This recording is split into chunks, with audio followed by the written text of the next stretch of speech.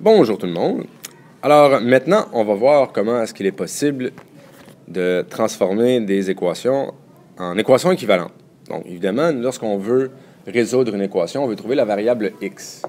Mais idéalement, il va falloir manipuler nos équations, mais on ne veut pas que la valeur du x change. C'est donc important de tout le temps transformer nos équations en des équations équivalentes. Autrement dit, c'est important de tout le temps faire les mêmes opérations d'un côté et de l'autre du signe d'égalité.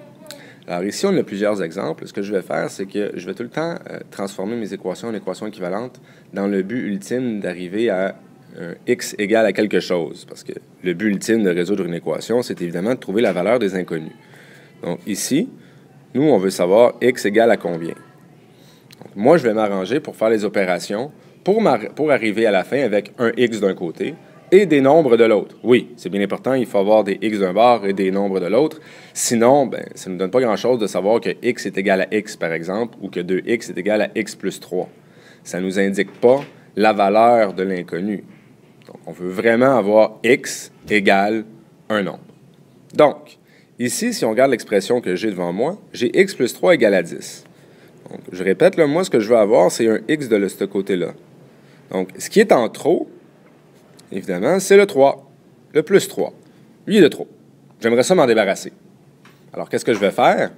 Bien, on va faire une soustraction. Donc, si j'ai plus 3, je vais faire l'opération inverse. Je vais donc faire moins 3.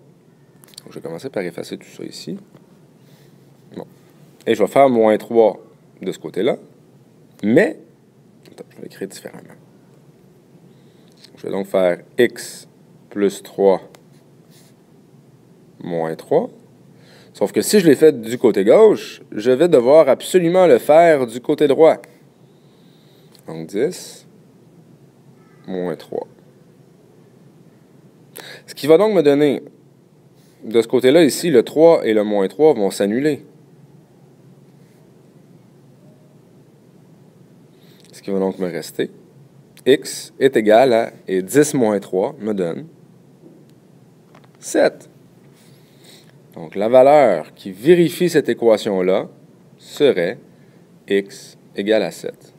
Mais ce n'est pas ça qui est important dans la section qu'on fait aujourd'hui. Donc, ce qu'on voulait vraiment vous montrer, c'est que lorsque je fais une opération d'un côté, je dois absolument la faire de l'autre. Autrement dit, l'équation ici, ces deux équations-là, là, ce sont maintenant des équations équivalentes, étant donné que la valeur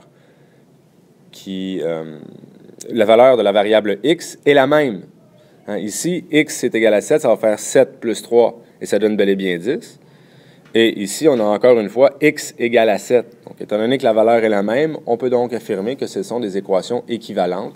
Les équations équivalentes, je le répète, c'est des équations dont les valeurs des variables sont égales. Donc, n'importe quelle équation dont x est égal à 7 pourrait, à la limite, être équivalente à cette équation-là. D'accord. Maintenant, le deuxième exemple. Tout à l'heure, on a vu qu'est-ce qu'on faisait lorsqu'on avait un plus. Évidemment, ça va être la même chose avec un moins. On fait l'opération inverse. Ici, on a 7x égale à 42. La façon dont il faut réfléchir ici, c'est, étant donné que j'ai 7 fois la variable x et moi, j'en veux uniquement une, je vais donc diviser en 7. Donc, encore une fois, je fais l'opération inverse. Je divise par 7 du côté gauche et je vais également diviser par 7 du côté droit. Ce qui va donc me donner... Bon, 7x divisé en 7, il me reste une fois le x. Et 42 divisé par 7 me donne 6. Encore une fois, l'équation ici et cette équation-là sont équivalentes. Parce que la valeur du x est la même dans mes deux équations. Ah! Un autre exemple. Donc, ici,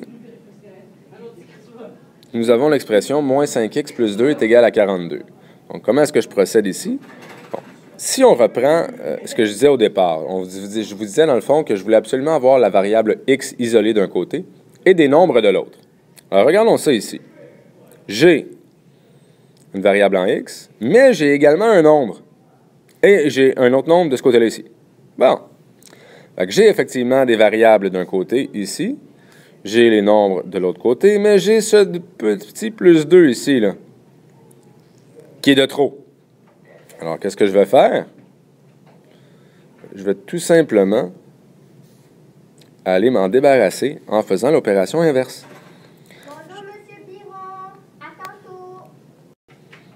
excusez-moi, on vient de me déranger, on m'a dit un petit bonjour. Donc, je disais que j'avais, oui, voilà, j'ai mon moins 5x, qu'on veut garder de ce côté-là. J'ai le plus 2 qui, lui, on l'aime pas, on veut l'envoyer de l'autre côté.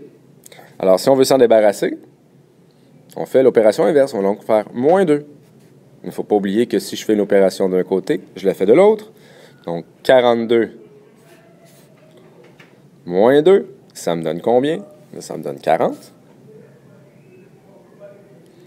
Et de l'autre côté, dans le fond, le plus 2 et le moins 2 s'annulent. Il me reste donc uniquement moins 5x. Alors, je suis rendu avec une équation équivalente qui me dit que moins 5x est égal à 40. Donc, j'ai moins 5 fois une valeur qui est égale à 40. Alors, pour retrouver une seule fois cette valeur-là, on va donc diviser par le coefficient. On va donc faire moins 5x divisé... Oups, on va mettre en rouge, ça. Divisé par moins 5. On va l'écrire en fraction, ça va être plus clair. J'ai moins 5x que je divise par moins 5 de ce côté-là. Je vais donc faire la même chose de l'autre côté.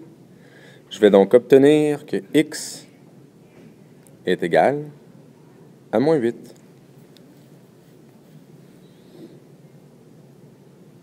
Et finalement, on en a un dernier. Donc, j'ai 3x moins 4 qui est égal à moins 13.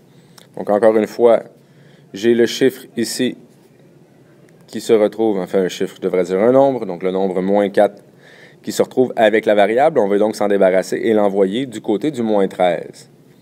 Je vais donc avoir l'opération 3x moins 4, mais étant donné que j'ai moins 4 et que je veux m'en débarrasser, je vais donc faire l'opération inverse qui est plus 4.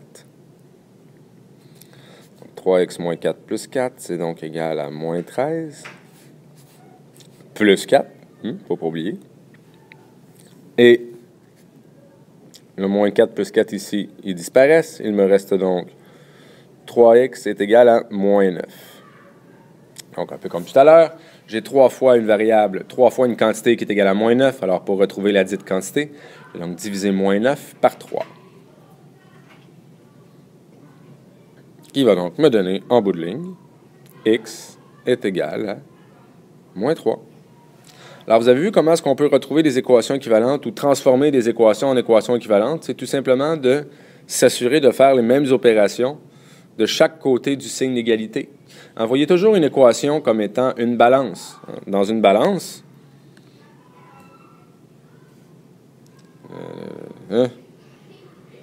vous allez excuser mes talents de dessinateur.